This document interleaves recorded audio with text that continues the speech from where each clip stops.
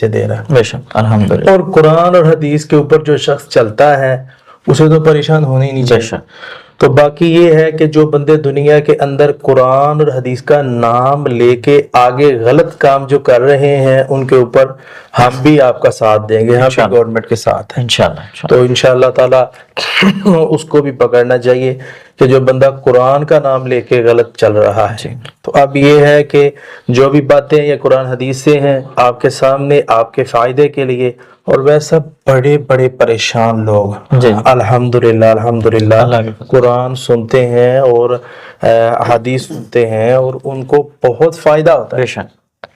تو باقی یہ ہے کہ جو چیزیں ہماری مین کہنے والی تھی, ٹک ٹاک پر, فیس بک پر, یوٹیوب پر, کسی پلیٹ فارم پر کوئی شخص میری تصویر لگا کے میرا اپنا نمبر لگا کے آپ سے رابطہ کر رہا ہے تو اس کی بات بالکل نہ مانیں, بلکہ